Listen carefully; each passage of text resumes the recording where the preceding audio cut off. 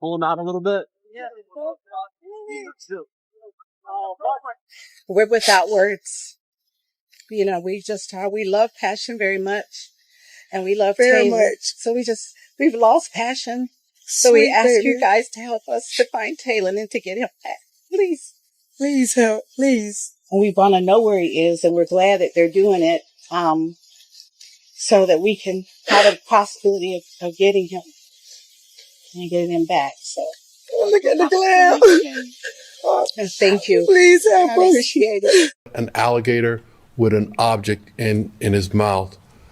As the detective got closer, they fired one round to the alligator. The alligator dropped the object that he had in his mouth, and we were able to retrieve Talon's body intact. On April Fool's Day, April 1st, 2023, headlines flooded social media with shocking titles like "Boy Found in Alligator's Mouth," "2-year-old Eaten by Gator," leaving everyone stunned.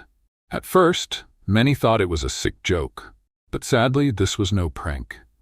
The story centered on a horrifying discovery made by a fisherman in St. Petersburg, Florida, just hours after an Amber Alert was issued for a missing 2-year-old boy named Talon Mosley.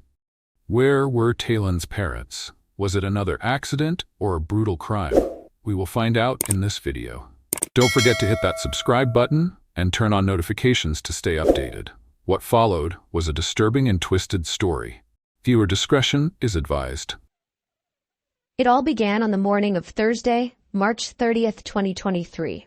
Like every morning, Lakita Denson tried to FaceTime her daughter, Passion Jeffrey. But every call went straight to voicemail. Lakita grew very concerned. Passion Jeffrey, just 20 years old, had grown up in St. Petersburg, Florida. She graduated from Northeast High School with honors in 2021, despite facing major challenges. During her junior year, she became pregnant, yet she managed to push through and succeed.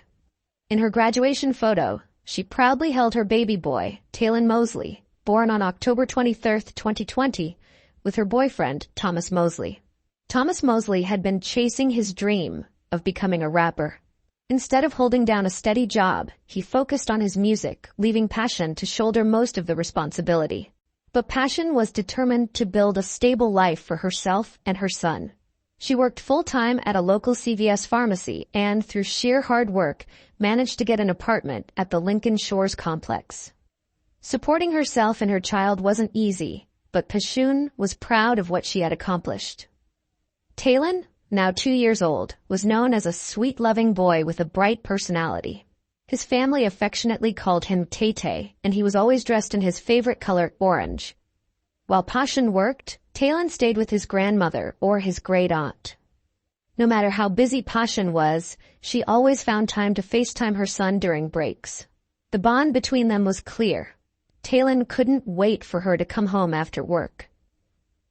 Passion had only been living at Lincoln Shores for about a month when Thomas started spending more time at her apartment. Despite his lack of steady work, things seemed to be going relatively smoothly in the weeks leading up to the end of March. In fact, on Wednesday, March 29th, Passion hosted a party at their apartment to celebrate Thomas's 21st birthday. Family and friends joined in the celebration, and everything appeared fine when they said goodbye that night. However, the next morning, everything changed. Passion's mother and aunt tried calling her multiple times, but no one answered. Something wasn't right.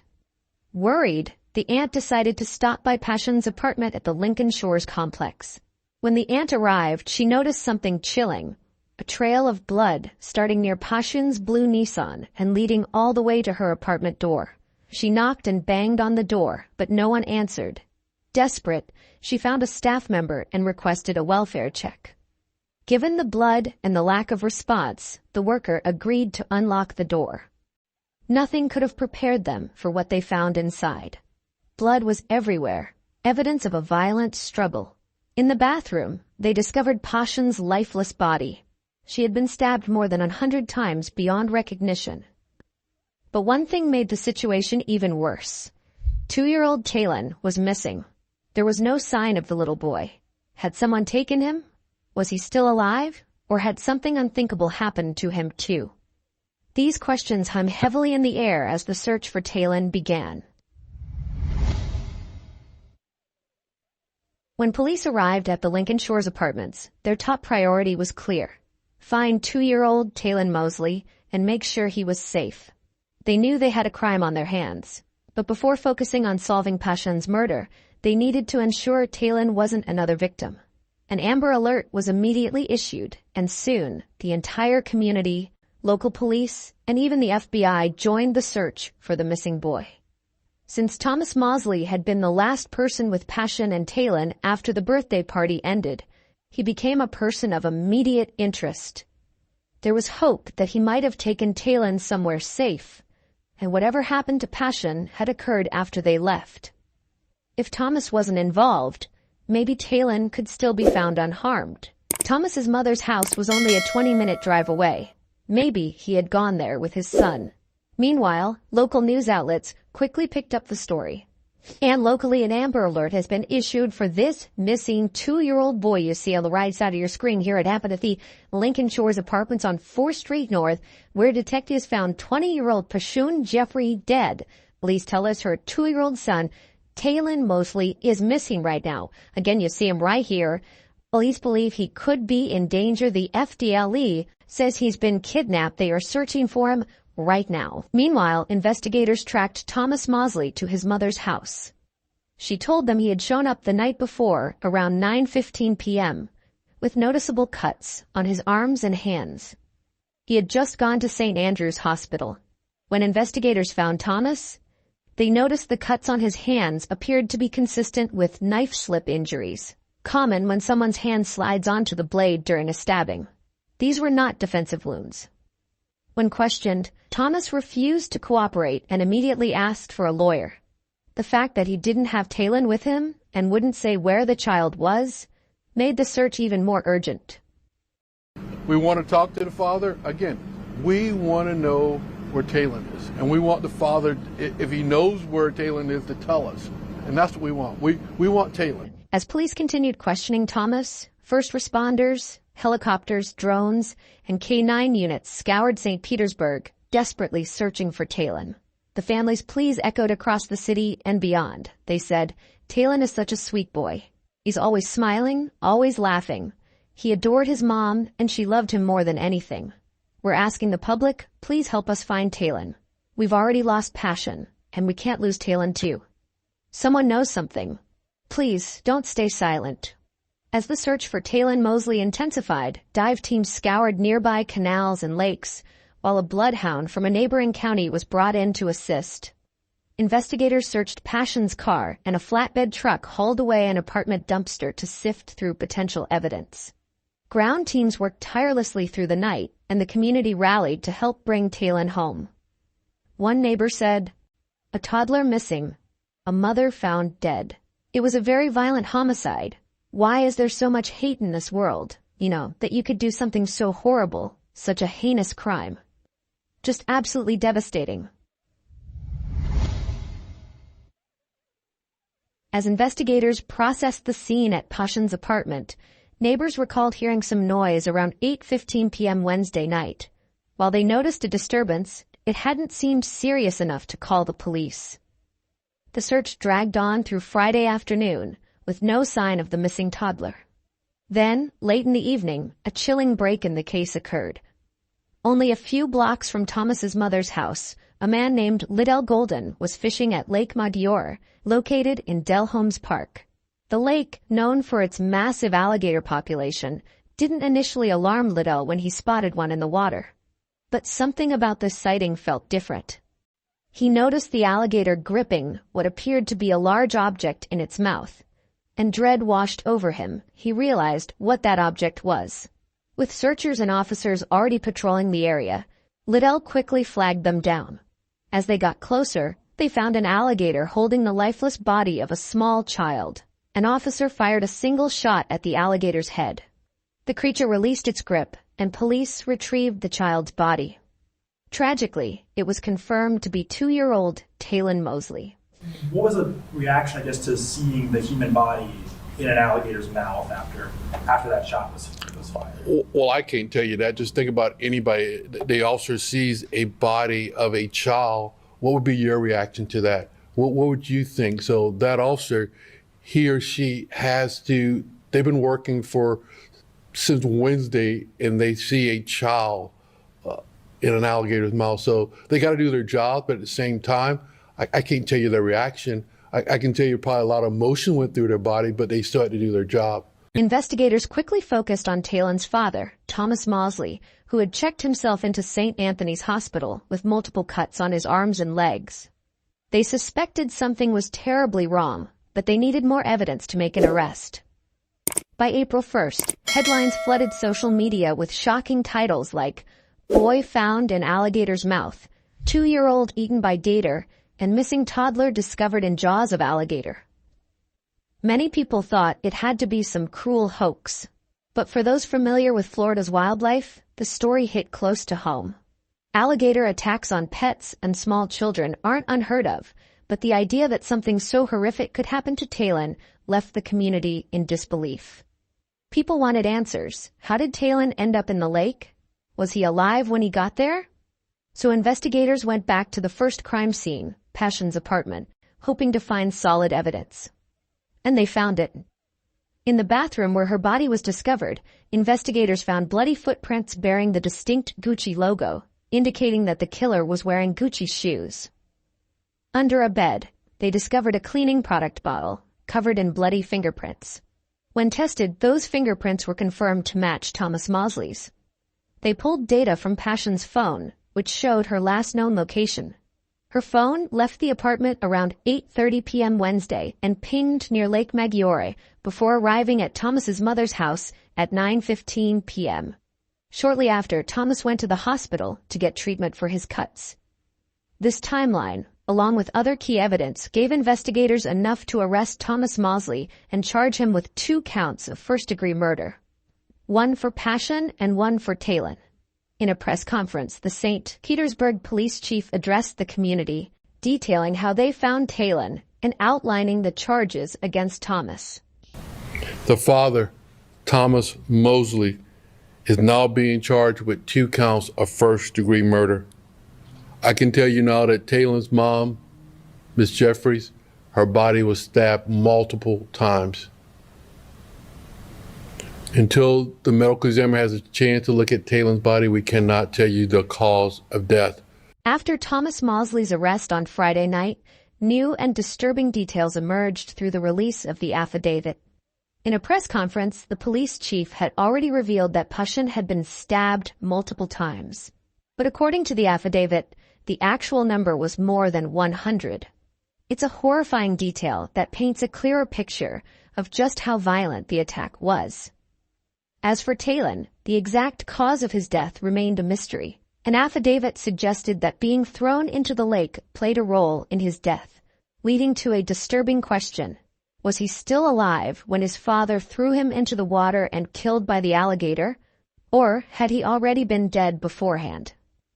According to the medical examiner, Talon was alive when he entered the water, but was not attacked by the alligators, as his body was found fully intact with no form of injury. His cause of death was therefore ruled as drowning. On Saturday, right after his arrest, Thomas Mosley made his first court appearance, pleading not guilty.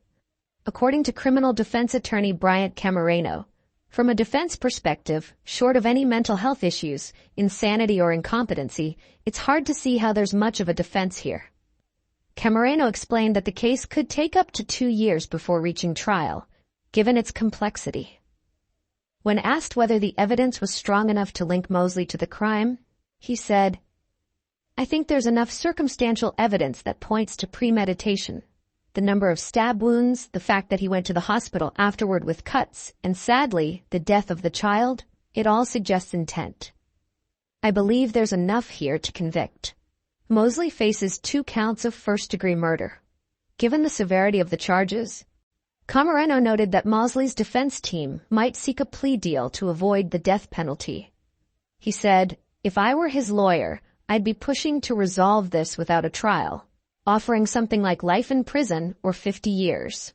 Even 50 years is essentially a death sentence, but it's not the same as facing capital punishment and a lengthy legal battle that could drag on for decades." There's little public information about Thomas's background or who he is as a person. But after some digging, we discovered his YouTube channel, boasting over 1,000 subscribers and 57 videos. These low-quality music videos were quite something to behold. Thomas flashing stacks of cash, brandishing weapons, and smoking weed like it was a competitive sport. As for the lyrics, let's just say trying to make sense of them felt like decoding a military-grade encrypted message. They were chaotic, incoherent, and left us wondering if the investigators' comment about Thomas possibly battling mental health issues might have some truth to it. According to an officer who briefly interacted with him at the hospital, Thomas was showing signs of serious psychological struggles. Normally, police wouldn't make such a claim unless something about the suspect's behavior was significant enough to warrant it. This raises the possibility that his defense team might pursue an insanity plea during the trial. Given that Florida still enforces the death penalty for first-degree murder, his lawyers may focus on avoiding a capital sentence. We've seen cases before, like Aiden Fucci's, where attempts to claim insanity failed because the defendant's behavior came across as staged. But what was it about Thomas's behavior that made police officers point out his mental state so early in the investigation? Could it have been genuine? Or will it just be another failed attempt at deflecting responsibility? Another possible defense could be that Thomas was also a victim during the attack. However, police have already dismissed this theory, stating that the evidence doesn't support it. One puzzling aspect is how Thomas went straight to a hospital after the crime. It's unusual for someone who just committed murder to check themselves into a medical facility, knowing they could be caught. His wounds must have been severe enough to warrant immediate medical attention, or he might have attempted to hide out longer. The fact that he remained hospitalized from Wednesday night until Friday night before being arrested shows how serious his injuries likely were. Online speculation has pointed to a chilling theory that Thomas may have planned these murders as a sick way to mark his 21st birthday. Many believe that waiting until after the party, taking Pashan's phone, and not attempting to flee indicates a calculated act. The excessive violence, stabbing Pashan over 100 times, suggests a deep level of rage, not something that happens in a momentary fit of anger. Even if he snapped during an argument, what he did to Talon afterward feels cold and deliberate. The most disturbing part is how he disposed of Talon, tossing his own son into a lake infested with alligators, like tossing trash. Thomas likely intended for his son to never be found. If not for Liddell Golden, the fisherman who happened to be in the right place at the right time, the search for Talon might have continued indefinitely. It's horrifying to think what might have happened if Talon's body hadn't been discovered intact. Thanks to Liddell, Talon can now be properly laid to rest, and his recovery could provide crucial evidence in seeking justice. In a deeply personal twist, Liddell later learned that Pashan might have been a distant relative of his. He described how difficult the experience has been, especially as a father of a child the same age as Talon. He believes that being there at that exact moment was more than coincidence. It felt like divine intervention. Pashan's family is still enduring the agonizing process of seeking justice for her and Talon. In October 2023, a judge declared Thomas Mosley incompetent to stand trial. This decision came after reviewing reports from 2 court-appointed doctors who recommended that he be sent to a state hospital in Chattahoochee for treatment. The judge said, "I'll find that Mr. Mosley is not competent to proceed, but I'll find that he is restorable." In 2024, he entered more court evaluations. However, at the time of making this video, there are no reliable updates on his condition or any changes in the case's status. In the meantime, legal experts like Anthony Rickman asserted that Thomas Mosley is unlikely to ever walk free, regardless of the current ruling. He said right now he's been found incompetent, so he's being sent to the state hospital to restore that competence. This isn't about him claiming, "I was insane at the time of the offense."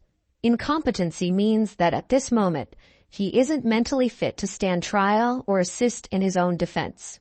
It's a procedural step to ensure he is in the right state of mind when the trial happens. So far, Thomas's family has remained silent, while Pashan's family has bravely shared their grief with the public.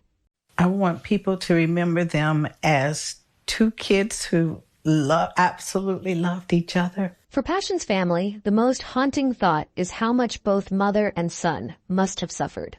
Biggest worry was that how they suffered. And when I closed my eyes at night, that's all I see was the suffering of both of them. I feel like the community has wrapped their arms around us, and it's a wonderful feeling. It could take years before this case goes to trial. However, many are hoping that Thomas will admit to what he did before then, sparing the family and community from reliving the gruesome details in court. For now, we wait for more information, including any insight into Thomas's past or possible warning signs of this tragedy. So what do you think about this case? To us, there's little doubt that Thomas is responsible for these horrific acts. But do you believe his actions could have been driven by a serious mental health issue? Personally, we find it hard to believe that someone could snap and then act with such violence and precision. If he had truly lost control, why wouldn't he have spared Talon, or at least taken him somewhere safe? Everything about this feels heartless and calculated. At the same time, it's baffling that someone who wanted fame as a rapper would throw his life away with such a senseless crime. Could frustration over a failed music career have driven him to commit these acts, thinking it didn't matter anymore? Until we learn more about his relationship with Passion and any potential history of violence, it's difficult to say what really caused this tragedy. No matter what comes out in the years ahead, one thing remains certain. Passion and Talon deserve justice. Passion worked so hard to create a better life for herself and her son. To see both of their lives end in such a violent and senseless way is beyond heartbreaking. If you found today's story compelling, please consider exploring our channel for more fascinating true crime content. Don't forget to like, share, and subscribe to stay updated on our latest videos. Have a case you'd like us to cover? Drop your suggestions in the comments below. Stay safe, and we'll see you next time.